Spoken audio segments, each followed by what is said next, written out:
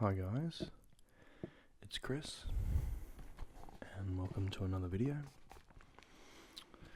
I've been a bit quiet for the last week, just simply because I've had assessments on, so that should clear up once I've finished these assessments. This video is a bit of a lazy video on my end, because all I'm going to be doing doing for you today is to read you from a book called Acting in Film by the great Michael Caine. He is a very veteran actor. I guess recently he's been more of into the supporting role, especially with the Christopher Nolan films. He was Alfred in the Dark Knight trilogy. He has been a minor role in Inception and Interstellar, so yeah, he's been still taking part in some major films, but his kind of big career was much earlier than, I can't remember exactly, but it was a little while back. Anyway, so this book is pretty much his advice to people interested in acting in film, or people who want to actually kind of take on his advice and then act in their own careers. People like me who are more into behind the camera, so we wanted to just more get an inside look onto an actor's point of view of filmmaking. It's a good book, very good book, because a lot of other books you get people who you've never heard of talking as though they're a big shot and they know everything. So it's good to know that this guy is a big shot, and he's been in countless feature films, and yeah, so he knows what he's talking about. I've decided to speak in this voice because I've already made a video where I've done soft whispering, so today I'm not going to do this type of whispering. If you are interested in this whispering, I suggest you check out my soft whispering about some of my favourite movies video. But this one, I shall be doing this type of whispering and soft talking. Alright, so I'm going to read to you from chapter 4, which pretty much focuses on what to do before the shoot or while in front of the camera.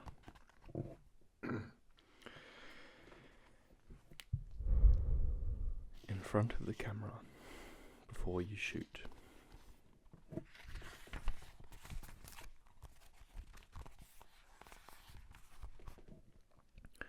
Always tell everyone your first name when you're at the studio or location, because if you insist on being called Mr., Mrs. or Miss, you might find hammers and lamps falling off the catwalk close to your head.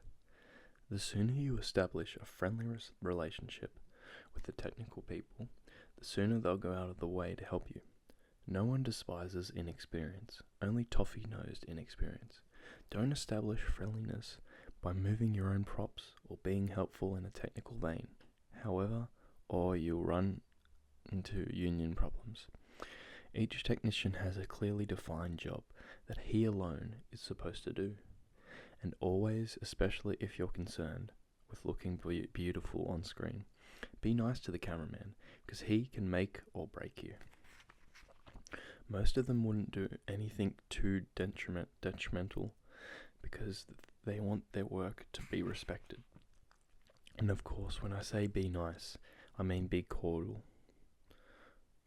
Say good morning nicely. I'm not advising you to bribe him or throw your clothes off and hurl yourself at him. But if you want to look really handsome or beautiful, good manners do help. In movies, the form of rehearsals depends entirely on the director. But since the director's mind is on all aspects of the film, don't expect any particular accolade or a sign of approval from your rehearsals. If your director isn't saying anything to you, that means your work is probably fine.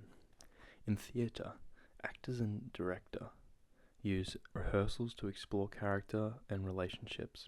In film, at this point in the process, there isn't time for dissection of your role. You use rehearsals to show the director and other actors what you're proposing to do physically and more or less how you're going to say the lines. You use rehearsals to show the thorough preparation that you've been hired for. Usually rehearsals are used to set blocking, which is the process of working out the moves for each scene. Don't be cowed by technical considerations here. The actor's instinct is vital into this process. Move where and how you feel it is comfortable and right for the role. Because they can put the camera on top of St. Paul's Cathedral, if necessary, to suit your moves. Of course, if the director says, I want you to end up on that spot, no matter how you feel about it, then you had better follow his instructions to get there. Practice with danger and you'll lose it. Do not use rehearsals to give your all as an actor. In theatre, a director will often encourage you to get to performance level well before opening night. In film, it's not good hitting those high notes before the take because film acting is about danger. If you practice with danger, you'll lose it. If you rehearse a risk, it is no longer a risk. You also deprive the other actor of his spontaneous response to that extra something that you're going to zing in there when the camera rolls. You should only take that ultimate risk, provide that real surprise, when someone says action. Then by all means, push yourself a little further than you want to go. In theatre, it's natural to worry about what the other actors are giving you on stage, because an important part of live theatre is that immediate give and take. But in film, other actors' performances really are not your concern. If the other actor isn't giving you what you want, act as though he were. If you feel the wrong actor has been cast in the part, recast him in your mind. Other actors may feel the same about you. Try to hang on to your contribution without being distracted. Excuse me. I know how difficult this is because the only time I ever dry is when I get over-fascinated by bad acting. When you really don't know what the director has in mind, and he's the governor here, he may end up using all the shots of you reacting and just use the other fellow's part as a voice off camera. Or it may never have been his intention to have you both in the same in the shot. Regardless of his original intention, he may change his mind during the editing. So always act and react as if you were getting the ideal response, because you never know what's going to be used once the editing begins. The director's going to do what's best for the picture, and if you have been at your best, you may find that you get to be shown in the final cut. When a scene is blocked to everyone's satisfaction, marks are made on the floor, or strategic twigs are placed on the ground if you are outdoors.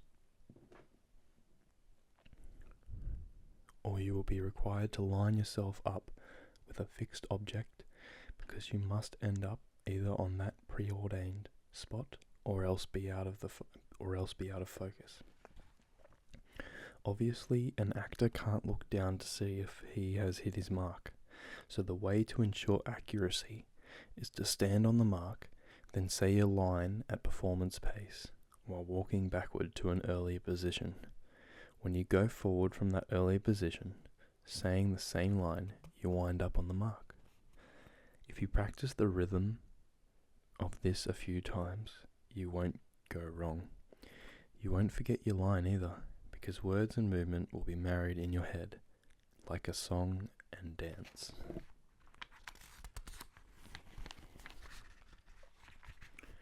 The stand-in.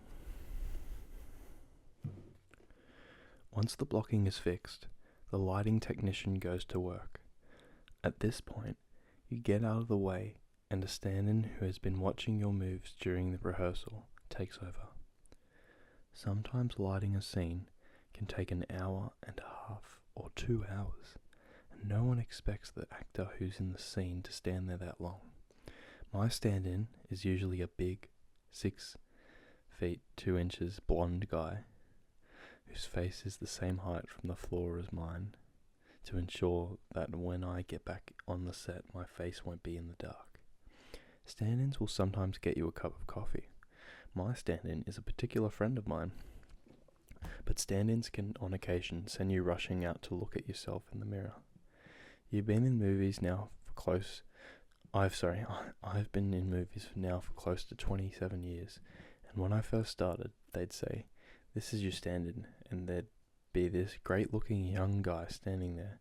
Eventually, one morning, you come in, and they say, "This is your stand-in," and there's this old fellow standing there with a bald head, wearing a wig. In America, I've even had a woman stand-in. Now, in the States in particular, you get a lot of women in the cinema. The days of all-male crews are over. When I worked with Alan Alda, who's a great feminist, it was the first time I'd worked with a female first assistant director. I did a double take when I worked on a picture in Los Angeles, and there was an electrician who looked just like Julie Christie. It was really strange to see this beautiful girl walking by, carrying a lamp, with great big muscles in her arms. Needless to say, she did a marvelous job. The last event before you shoot is a final makeup and hair check. This is the part that the assistant director always tries to rush along, because if people are self-indulgent, this can take up a lot of time. But remember, it is your face up there on the screen, so be firm if you think you need attention. A good makeup artist will always be keeping a sharp eye on you anyway, because after all, it's their reputation up there as well. Relax and be nervous. At this point, if you haven't prepared properly, your nerves may threaten to swamp you. But because you've reduced your fear of the unknown by preparing as much as possible, you should be left with a healthy amount of nervous energy, useful energy that can be channeled into performance. One way of releasing that nervous energy productively is to experiment with various relaxation and focusing exercises. I wonder if he knows about ASMR.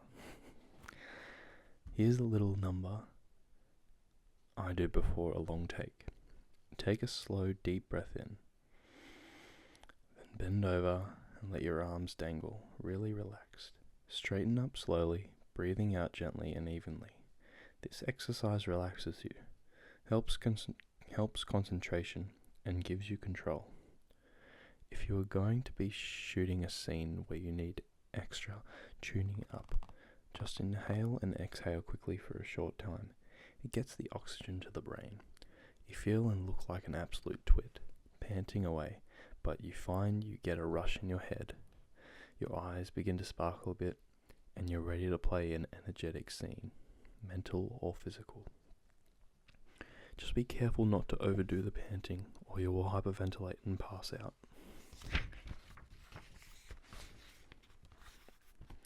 Usually, I play the character who terrifies other people. So in Sleuth, I was rather an unfamiliar experience when my character thought he was going to be killed and was abjectly terrified himself. Instead of dealing with my natural nervousness about the scene, I purposely let my nerves take over. I was surprised about the extent of them. It was relatively simple to become a gibbering wreck. Larry Oliver knew immediately what was happening with me and played up to it. So on the occasion, my fears helped me out. But the way I figure it, generally I need all the help I can get to calm down. In film, you make your actions and reactions realities whenever you can. If you're supposed to be breathless from running, get breathless from running. On stage, technique can often fool an audience.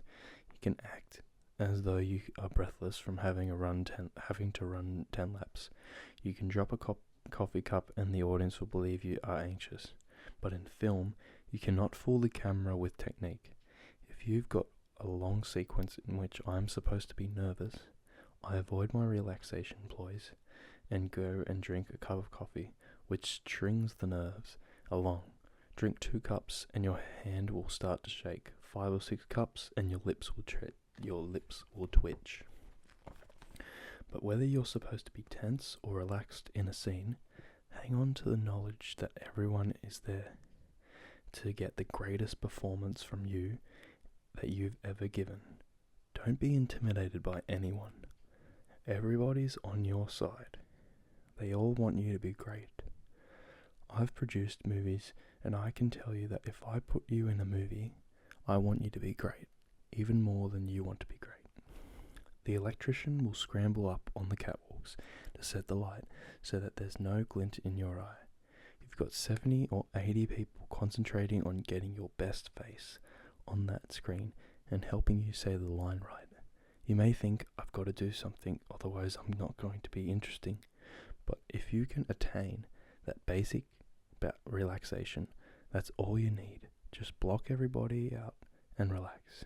No one's going to kill you. No one's going to upset you. Everything is being done to help you do it right, because film acting is bloody difficult work, and everybody knows that.